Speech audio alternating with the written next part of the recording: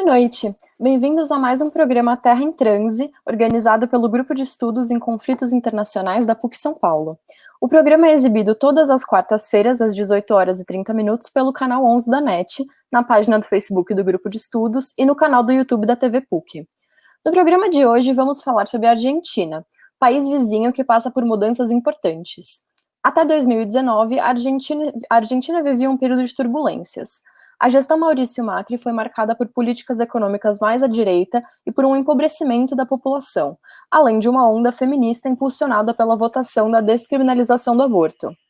Ano passado, com a eleição do presidente Alberto Fernandes e da vice e ex-presidenta Cristina Kirchner, mudanças e novos desafios vieram para o país. O governo Fernandes tem relações tensas com o governo Bolsonaro, que tentou apoiar a reeleição de Maurício Macri. Os dois trocaram farpas ao longo dos últimos 6 meses. Em 13 de agosto, ainda em campanha, Fernandes chegou a chamar o Bolsonaro de racista, misógino e violento. O presidente brasileiro não foi à posse de Fernandes, e o primeiro encontro dos líderes foi apenas no início de julho, no contexto de uma reunião do Mercosul. Na pandemia, a Argentina ganhou um novo protagonismo na América Latina, pelo relativo sucesso das medidas de restrição de circulação. Lá, as vítimas de Covid-19 são cerca de 3 mil, enquanto no Brasil já ultrapassam as 88 mil. Porém, Fernandes paga um preço político alto pelas medidas de contenção de circulação. Protestos contra o governo, contra as medidas de isolamento e a favor das liberdades individuais têm tomado as ruas de Buenos Aires. Com frases que vão da contraposição da saúde à economia até o ódio ao comunismo, os manifestantes demonstram grande insatisfação com os 6 meses iniciais de governo Fernandes. A tensão social é agravada pela crise econômica argentina, marcada pela hiperinflação por uma alta dívida externa. A economia chegou a recuar 13,2% nos primeiros meses de 2020, e o país planeja buscar um novo plano com o Fundo Monetário Internacional. Apesar das dificuldades, o governo Fernandes trouxe novidades que chamam a atenção, principalmente no âmbito da segurança. O Ministério da Segurança do governo Fernandes é encabeçado pela ministra Sabina Federici, antropóloga de formação, com quem conversaremos hoje. A ministra tem propostas inovadoras para a segurança, principalmente pensando a conjuntura da América Latina. É o caso da proposição de descriminalização da maconha e da redução do uso de armas em abordagens policiais. Sabina é doutora em Antropologia Social pela Universidade de Utrecht, nos Países Baixos. Ela deu aulas na Universidade Nacional de Quilmes, na Argentina, e coordena o grupo de estudos sobre polícias e forças de segurança do Instituto de Desenvolvimento Econômico e Social. Além disso, a ministra é diretora do projeto O Estado e a Segurança Pública, a Obediência, Desobediência e Autoridade nas Forças Policiais e de Segurança da Argentina Contemporânea, e recebeu o Prêmio Nacional de Cultura, o primeiro Prêmio Nacional de Cultura, na categoria Ensaio Antropológico, em 2014, por um texto que se chama As Armadilhas do Passado, as Forças Armadas e sua Integração ao Estado Democrático, em tradução livre. Para entender um pouquinho mais sobre as propostas de segurança do governo, os professores Reginaldo Nasser e João Fernando Finazzi e a estudante Isabela Fiuza vão conversar com a ministra Sabina Federici. Reginaldo, passo a bola para você. Olá, Sabina. Obrigado por nos atender. Um prazer estar aqui conversando com você. Nesse livro que a Bárbara citou, As Armadilhas do Passado, você afirma, num certo momento, que a experiência a obrigou a pensar sobre o que ocorreu nos anos 70. Né? Não apenas no plano da argumentação teórica, mas, sobretudo, sobre os seus efeitos práticos. Nesse sentido, pergunto a você, como é lidar com essas duas dimensões hoje, né, que sempre acompanha quem vem da academia, a ministra e a cientista social, a antropóloga? Quais as consecuencias positivas e negativas de ter essa dupla dimensão? Bueno, en principio, muchas gracias por la invitación a ser parte de esta entrevista. La verdad es que por supuesto, la formación que uno tiene, que yo tengo, que es una formación larga en antropología, me acompaña permanentemente, y el tiempo que desarrollé la gestión en el Ministerio de Defensa, que es de aquello sobre lo cual ese libro, Las Trampas del Pasado, reflexiona. Bueno, la verdad es que tiempo después de haber dejado la gestión, me inspiró aquella experiencia para reflexionar sobre el pasado y la incidencia que tenía ese pasado, el pasado de los años 70, y el modo en que la Argentina lidió con ese pasado, que sabemos que no es el mismo modo en que lo hizo Chile o Brasil o inclusive Uruguay. Tuvo consecuencias directas sobre la inserción de los militares en Argentina en la década del 80, 90 y también durante la primera década del siglo XXI. Y la verdad es que no es posible, por lo menos desde mi experiencia, introducir la reflexión antropológica en el curso de la gestión. Gran parte de las ideas que yo desarrollo en ese libro son resultado de un distanciamiento posterior que yo consigo realizar cuando me voy de mi cargo de subsecretaria de Formación del Ministerio de Defensa, cargo que ejercí entre el 2009 y el 2011. Es decir que yo diría que nos acompañan de una manera desacompasada, ¿sí? Esa trayectoria y esa capacidad de reflexionar antropológicamente, que es una capacidad que requiere del distanciamiento en un punto, requiere de la proximidad del trabajo de campo y también del momento del distanciamiento que se produce no solo físicamente, sino también por el abordaje de literatura, ¿no? De literatura científica que permite introducir una reflexión distinta, ¿no? sobre lo que finalmente es el campo, ¿no? O sea que la gestión, yo en ese libro la convierto en alguna medida en terreno de indagación antropológica. Okay. Nesse mesmo livro, que, aliás, como disse a Bárbara, foi premiado e foi bastante elogiado na academia, você fez um estudo basicamente de 3 dimensões sociais, né, que se referem aos processos de integração dos militares no Estado Democrático na Argentina. Você pegou o período 2009, 2011. Né?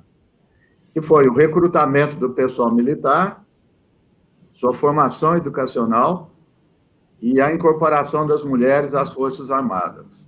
Então, esse estudo já vai aí quase 10 anos, né, que você fez. Sem o rigor acadêmico necessário, mas como que você poderia reavaliar essas 3 dimensões, pensando isso hoje? Né? O que se passou?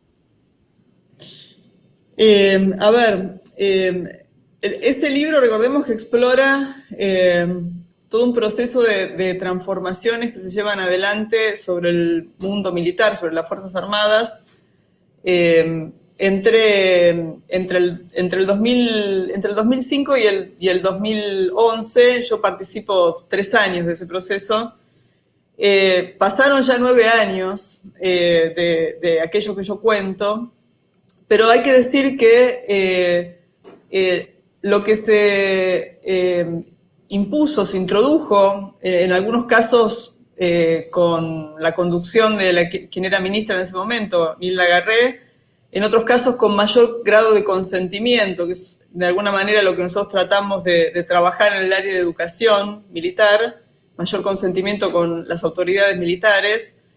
Eso permaneció. Es significativo que a pesar de la malísima gestión que hizo el gobierno de Cambiemos en el área de defensa, que terminó con la vida de 44 submarinistas en el hundimiento del submarino Ara San Juan, que es una muestra de una gestión realmente muy mala, las políticas que se instalaron en esta época de la que yo participé permanecieron. Y esto se puede ver especialmente en la perdurabilidad de gran parte de los programas de formación que en ese momento nosotros introdujimos dentro de la formación de los oficiales, Eso permaneció, inclusive se actualizó, se modificó también, pero sobre la base de ese impulso. Y lo mismo ocurrió con la integración de las mujeres en las Fuerzas Armadas, que hay que decir que yo hoy soy ministra de Seguridad. No me dependen a mí las Fuerzas Armadas, pero los avances que se consiguieron en políticas de género sobre las Fuerzas Armadas y de integración fueron posteriormente transferidos al área de seguridad. Es decir, que durante el periodo posterior a entre el 2011 y el 2014, porque además la ministra de Defensa pasó a ser ministra de Seguridad un periodo, esas políticas innovadoras que permanecieron en el ámbito militar se transfirieron, no mecánicamente, porque hay unas diferencias importantes, a este ministerio. Y nosotros estamos, en mi gestión, fortaleciéndolas y, por supuesto, actualizándolas, porque la Argentina tiene una ley de identidad de género que en su momento no estaba o tenía poco tiempo, digamos, de existencia, y bueno, y era necesario fortalecerlo. De manera que, para sintetizar, diría que gran parte de lo que en su momento pudimos modificar, orientar, permaneció en el Ministerio de Defensa, aún a pesar de la gestión de Cambiemos. Sabina, nesse livro também, você tem capítulo, se eu não me engano, sobre a comparação na formação militar da Argentina com outros países. Inclusive, você cita o Brasil. Né? Como já dissemos aqui, isso já há quase 10 anos, passou muito tempo, e é difícil você estar acompanhando todas as mudanças. Mas aqui eu pergunto, até para te deixar livre também, não para a ministra, que eu sei que é complicado falar, mas para antropóloga ou uma cidadã, né, argentina, uma latino-americana, quais as impressões suas sobre os militares hoje, né, nesse contexto político, sobretudo aqui no Brasil? Fica livre aí se você achar que não deve falar. Bueno, a ver, yo continué, desde que me fui del Ministerio de Defensa en el 2012, seguí haciendo muchos trabajos de investigación, hay uno sobre Haití posterior, y tuvimos un gran intercambio con Celso Castro, que está ahí en el Laboratorio de Estudios Militares de la Fundación Getúlio Vargas, que tenía él y su equipo acceso, ¿no?, a las transformaciones en la vida militar en Brasil.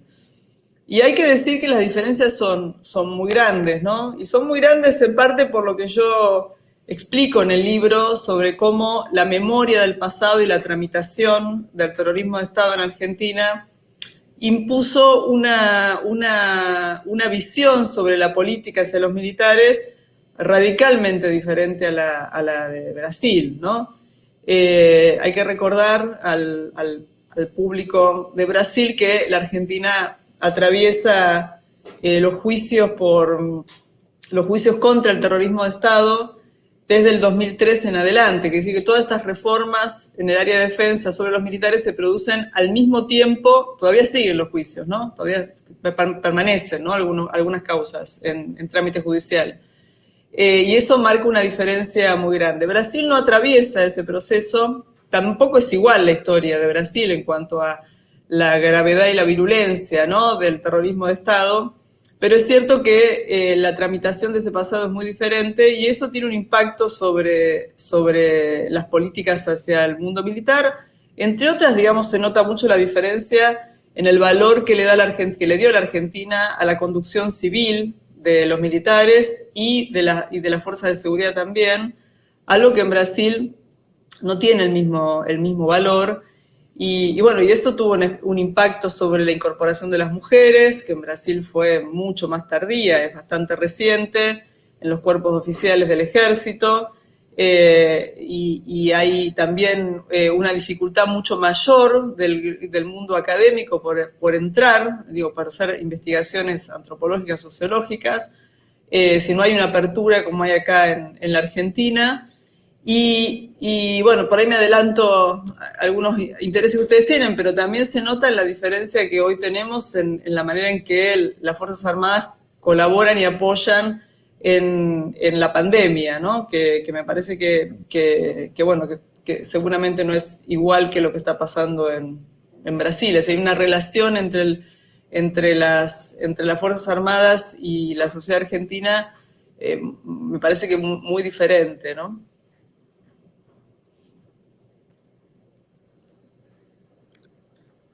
Ministra, obrigado pela disponibilidade. Eu tenho uma pergunta agora já direcionada um pouco mais sobre os projetos do novo governo argentino.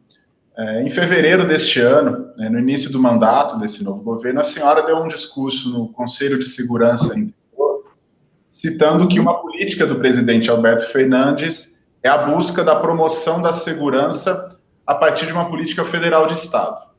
No mesmo discurso, a senhora disse que seria preciso reconhecer, portanto, as especificidades regionais, provinciais e locais da Argentina.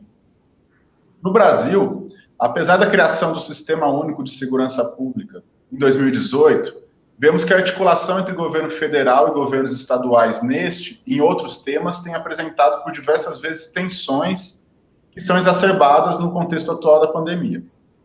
Tendo isso em vista, quais são as iniciativas que a senhora tem buscado realizar para lidar com estas especificidades regionais da Argentina e quais seriam as dificuldades esperadas para a sua realização?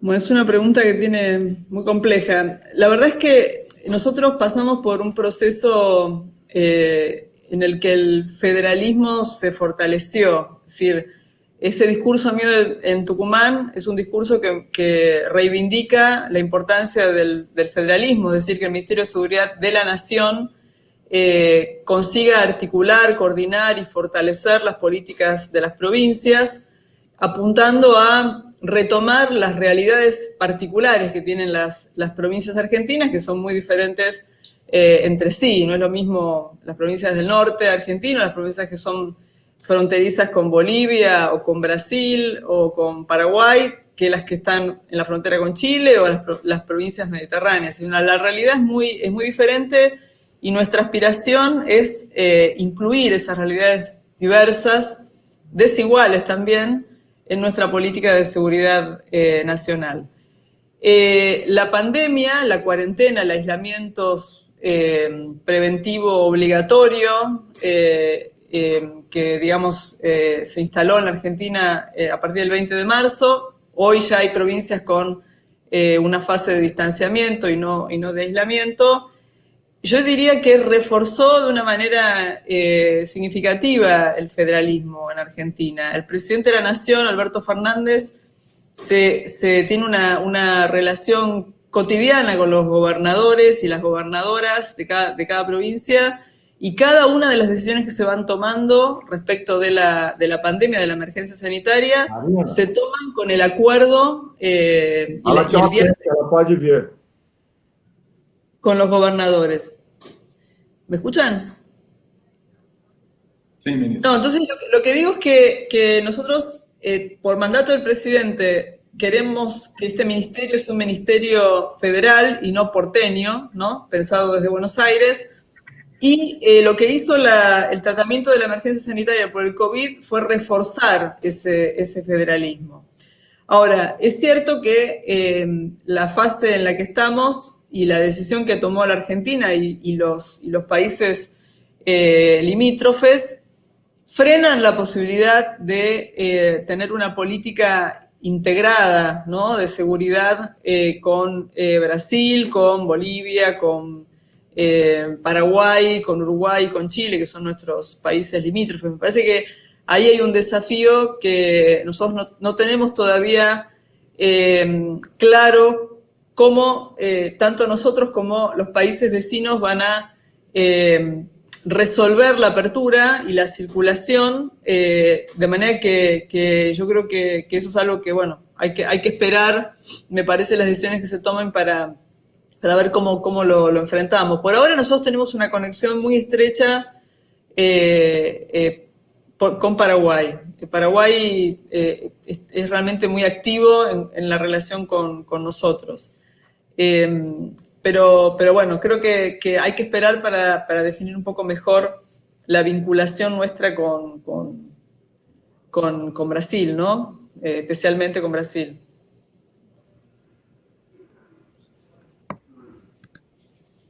Ministra, todos sabemos que o Brasil tem sido considerado um mau exemplo no combate à Covid-19, a ponto de os representantes do governo federal brasileiro atacarem verbalmente as recomendações da Organização Mundial da Saúde, a OMS. Por outro lado, a Argentina ela ganhou destaque internacional com boas práticas e políticas públicas para o combate à pandemia da Covid-19. Sendo assim, a senhora poderia nos falar um pouco da experiência argentina no combate à Covid-19 e citar alguns casos específicos do próprio ministério que a senhora comanda? Bueno, la verdad que nosotros estamos satisfechos con la política que se ha venido desarrollando. Es una política que, si bien arrancó para algunos temprano, es decir, que estableció la cuarentena tempranamente y por eso llevamos ya más de 4 meses, con, por supuesto, distintas fases, ¿no? Hay con diferencias entre provincias y con aperturas que hoy tenemos que no teníamos en las primeras semanas de la cuarentena. El Ministerio de Seguridad de la Nación tiene un rol fundamental, tuvo un rol fundamental y lo sigue teniendo en el control de la circulación. Cada una de las fases, digamos, nos puso a nosotros y a los ministerios de seguridad de las provincias también a ejercer un control punitivo, hay que decirlo, sobre la circulación de personas, que está regulado, estrictamente regulado por certificados que hay que tramitar en un solo sitio de internet, en donde, bueno, se expide el permiso, y hay además restricciones que cada una de las provincias va definiendo en función de la fase, el aumento o la disminución de los contagios. Nosotros tuvimos que ser muy estrictos al comienzo de la cuarentena. El decreto que aprobó el presidente de la Nación fue un decreto que a nosotros nos dio la orden de secuestrar los vehículos de las personas que circularan sin permiso y iniciar una causa penal a las personas que no tuvieran el certificado correspondiente. Por supuesto que ese trámite es un trámite judicial. Nosotros no tenemos capacidad, porque somos Ministerio de Seguridad y no de Justicia. El rol independiente de la justicia es clave ahí para la decisión, pero la verdad que lo articulamos muy bien con los jueces de todo el país y fiscales, y bueno, tenemos al día de hoy, con las flexibilizaciones que hubo en el medio, aproximadamente, solo por fuerzas federales nacionales, hemos secuestrado unos 5.000 vehículos en todo el país y tenemos unas 105.000 causas penales por violación a la salud pública iniciadas desde el 20 de marzo. Así que el rol del Ministerio de Seguridad fue clave. La articulación entre el Ministerio de Seguridad de la Nación, el Ministerio de Transporte, el Ministerio de Salud, el Ministerio del Interior también fue central, y eso además logró una cohesión dentro del equipo de gobierno inédita, que todos sabemos que no hubiera sido posible si no era por la emergencia sanitaria, que nos obligó a todos a tener una respuesta muy coordinada, ¿no? entre las diferentes agencias de Nación y también entre las provincias y las distintas agencias nacionales, siempre atrás de las decisiones del Ministerio de Salud. Si los decretos que se firmaron en Argentina pusieron al Ministerio de Salud como aquel responsable primario de todas las decisiones que hubiera que tomar respecto de las aperturas, las circulaciones, el ingreso de argentinos, que eso fue una parte de la tarea inicial muy dura, que era regular el ingreso, toda la petición de miles de argentinos que habían quedado en el exterior, porque además era el fin de las vacaciones, del periodo vacacional para nosotros. Eso fue realmente un trabajo muy difícil que hicimos con todas estas áreas del gobierno nacional, y luego que llegaban a la Argentina, la mayoría a través del aeropuerto que hay en Buenos Aires, de Ezeiza, cómo hacer para habilitar la circulación al interior del país. Así que El trabajo coordinado fue central y, insisto, sobre la base de la que la decisión prioritaria era del Ministerio de Salud de la Nación. Sabina, agora vamos comentar pouco sobre a questão de violência de gênero. A América Latina é uma das regiões mais violentas no mundo, em todas as áreas, sobretudo em relação às mulheres, ao feminicídio. Mais de 3 milhões de mulheres que foram vítimas de feminicídio na América Latina, apenas em 2018. Quais as principais inseguranças sofridas pelas mulheres que vivem hoje na Argentina? Como que você, o governo de uma forma geral, né, tem trabalhado isso? Quais os projetos, né, sobretudo em relação à questão do aborto, né? Então, gostaria que você falasse um pouco sobre isso e, claro, não podemos desconsiderar esse momento de pandemia, que todas essas questões são muito mais intensas, né? Então, queria ouvir un poco de você sobre eso. Sí, bueno, una de las preocupaciones que nosotros teníamos en el momento de que se inició la cuarentena fue la violencia doméstica. Suponíamos que iba a haber un incremento de la violencia doméstica e inclusive de los femicidios. No es algo que gestionemos nosotros, nosotros tenemos un Ministerio de la Mujer y las Diversidades que creó el presidente Alberto Fernández. Allí la ministra Elizabeth Gómez Alcorta es la que se ocupa de todo lo que es la política de género, y tienen ellos un número de teléfono de emergencia para denunciar casos de violencia doméstica. Durante el periodo de cuarentena nos ocupamos de que hubiese algunos mecanismos que les permitieran a las mujeres en esas situaciones poder salir de su casa para hacer la denuncia y que no fueran interceptadas por la policía y sancionadas. Por eso hubo un trabajo también de difusión, de comunicación, que contribuyó a darle las herramientas a las mujeres en esas circunstancias.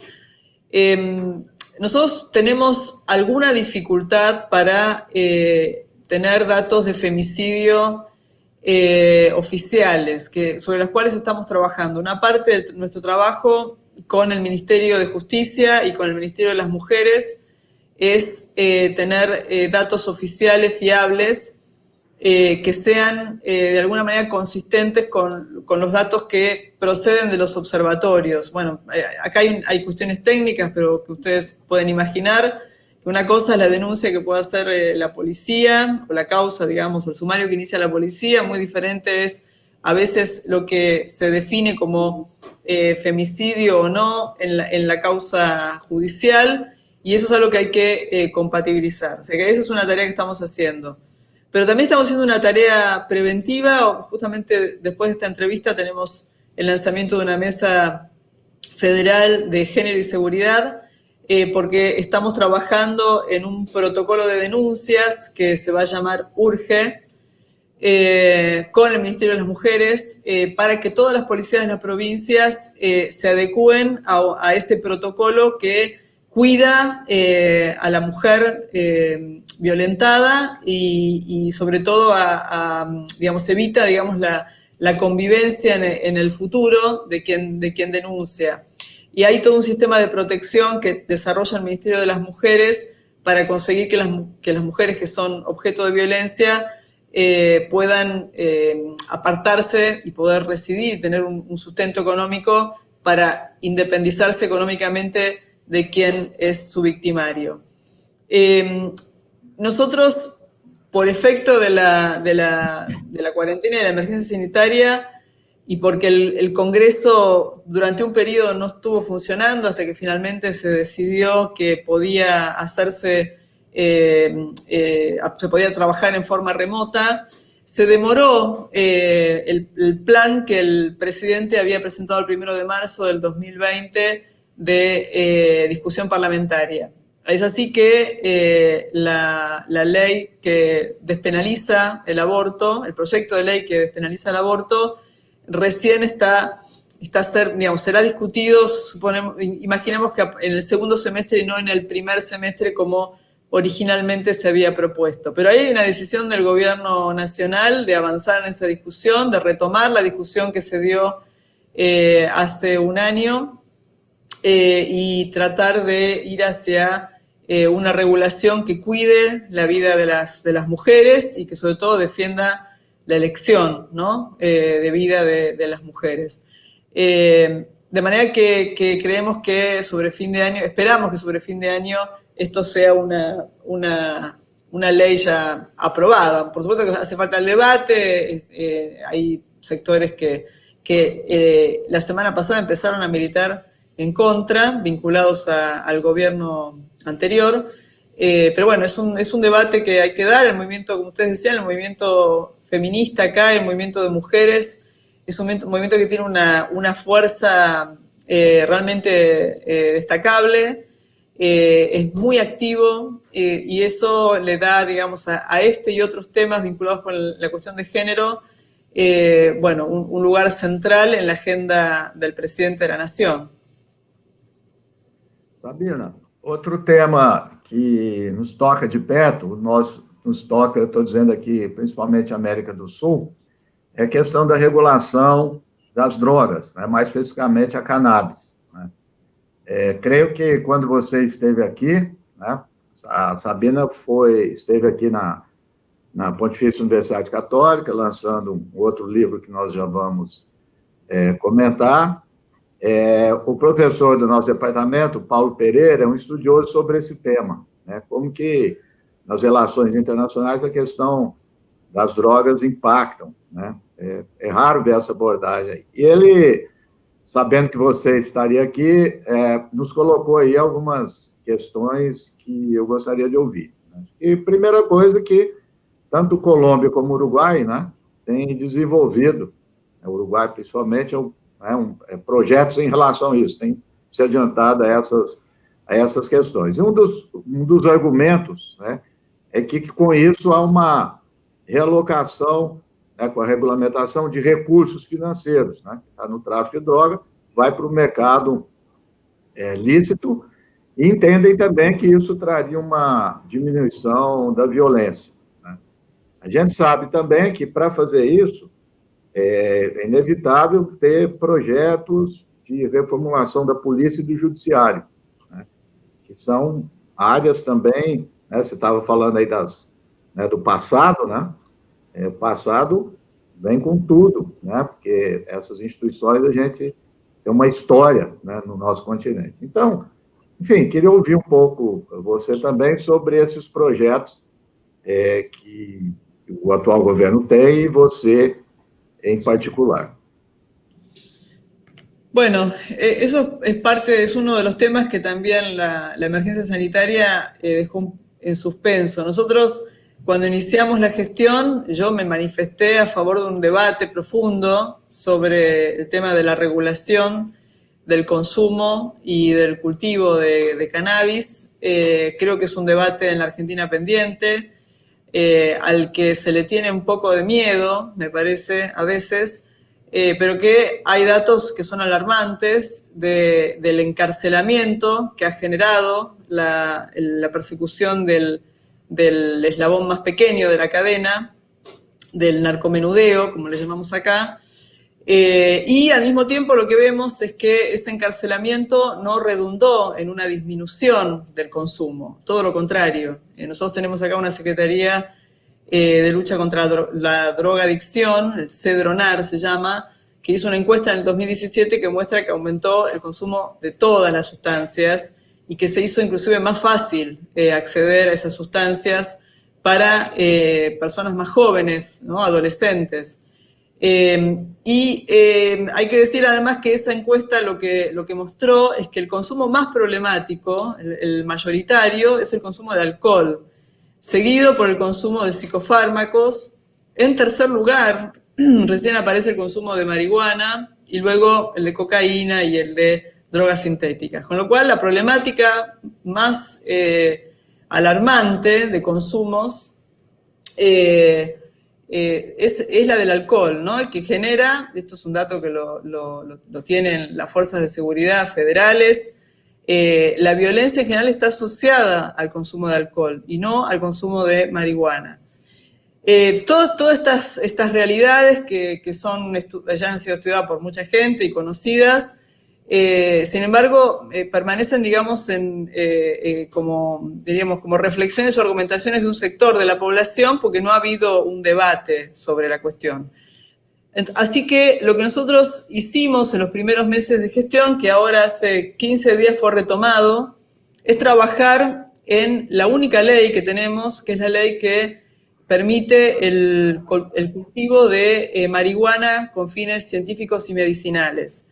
Esa ley que se votó hace 2, 3 años, no recuerdo ahora bien exactamente cuándo, tiene una reglamentación que vuelve a securitizar la habilitación que la misma ley permite.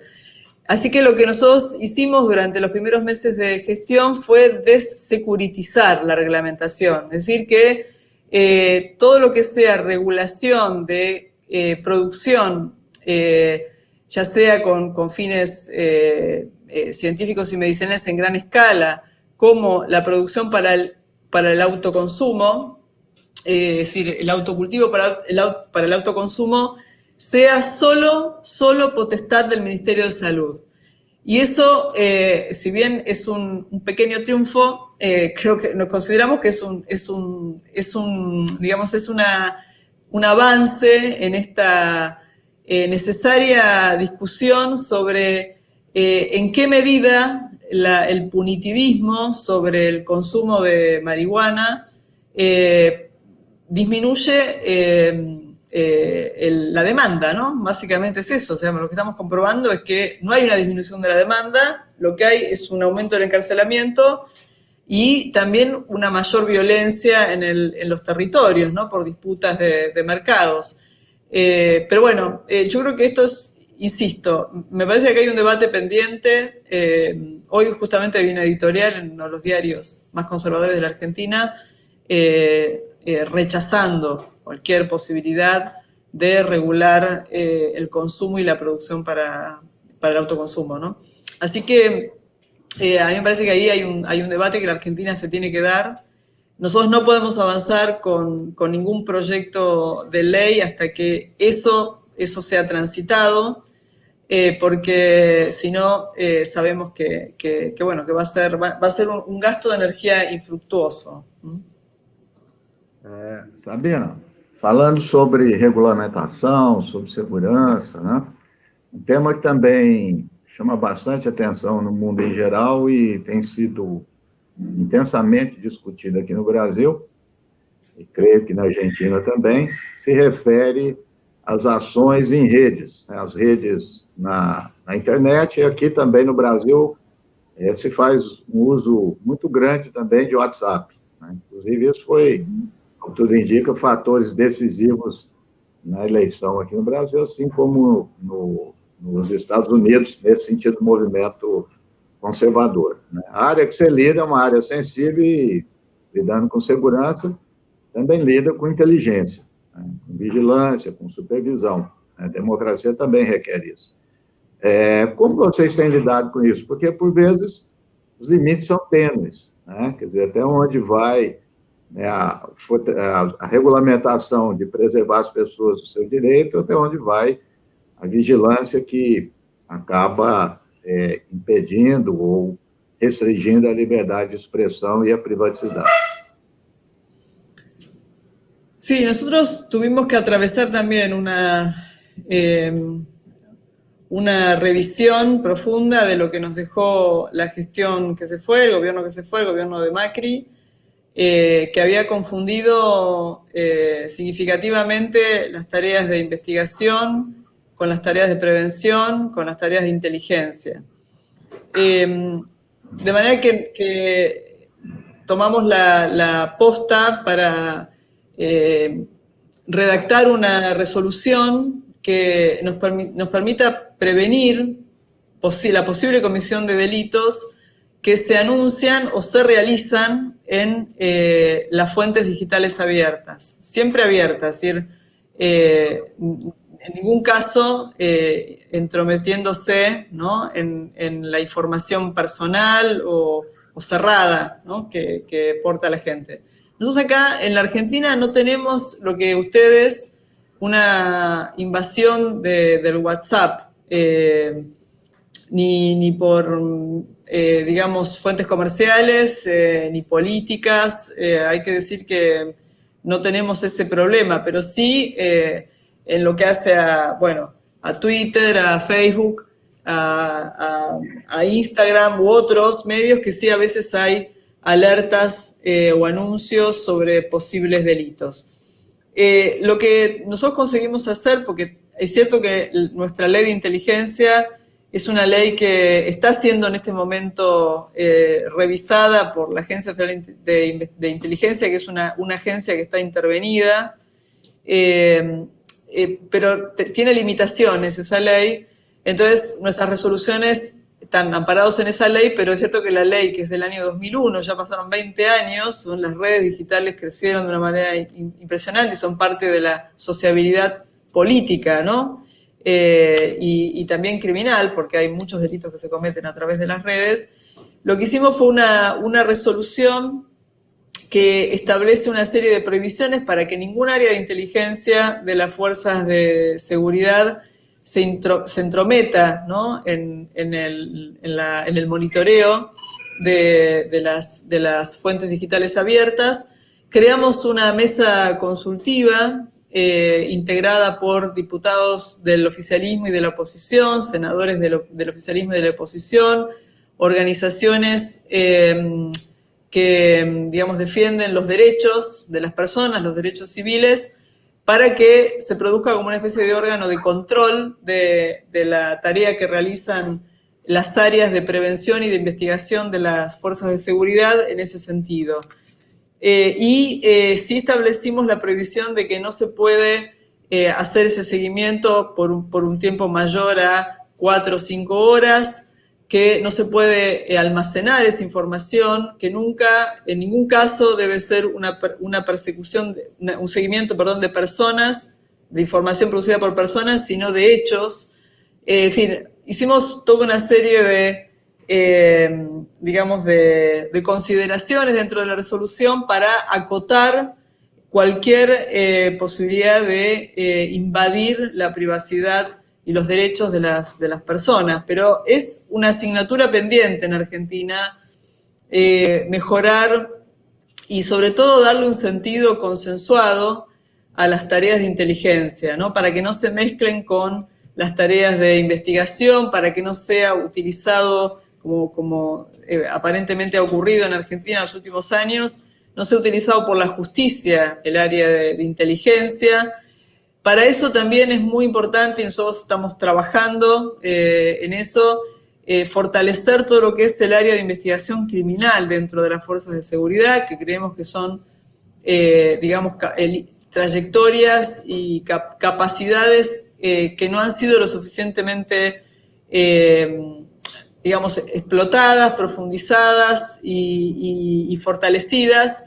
Y nosotros creemos que fortaleciendo las áreas de investigación criminal y la articulación con la justicia, todo lo que es el área de inteligencia va a tener un uso distinto al que se venía aplicando hasta ahora, ¿no? Sobre todo en la gestión que se fue, porque el gobierno que se fue y la ministra de Seguridad que estaba aquí tendía, digamos, a hacer un uso ilegal, ¿no?, de la inteligencia.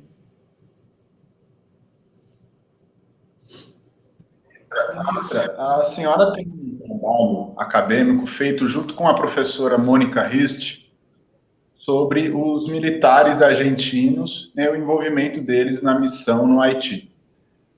Sabemos que aqui no Brasil, grande parte do principal escalão dos militares generais que atuaram no Haiti passaram a compor o atual governo.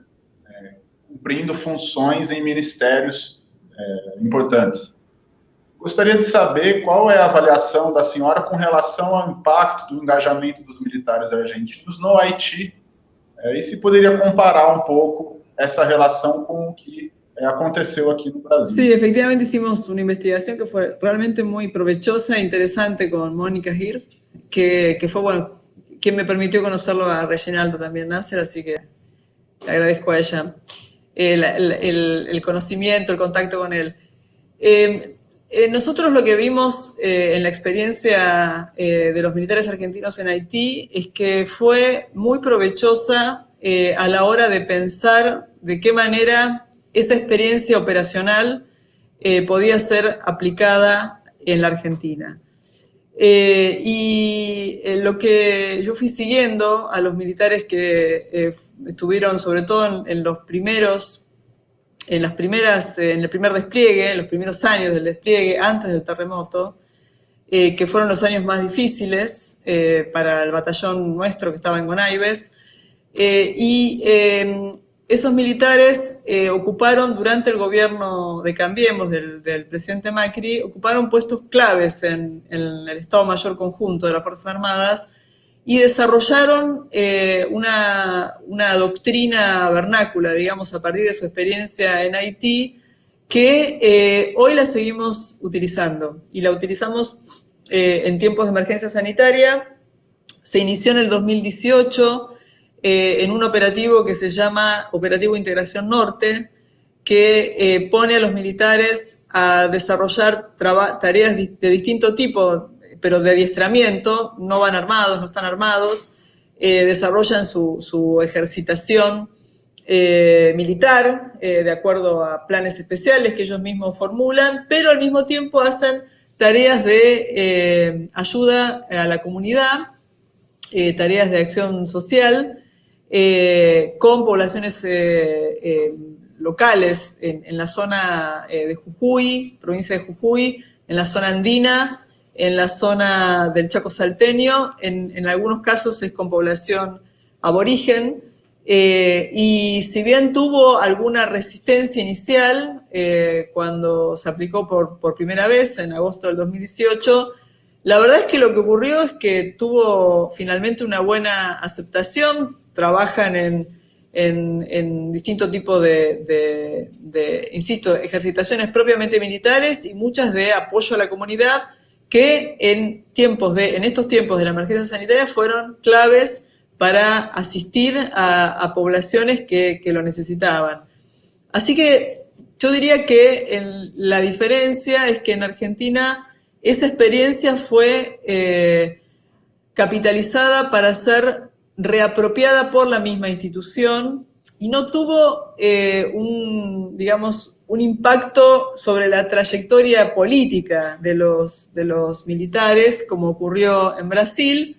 También es cierto que eso en Brasil ocurrió porque Brasil, era quien tenía el liderazgo de la operación, ¿no? Sus generales fueron los Force Commander de la misión en Haití y nosotros simplemente teníamos, digamos, un regimiento en Gonaives, ¿no? Entonces es distinta la escala, es distinto también el grado militar de aquellos militares que fueron a Haití, eran mucho más modernos, y es distinto también la envergadura de la operación que manejaba Brasil respecto de la nuestra.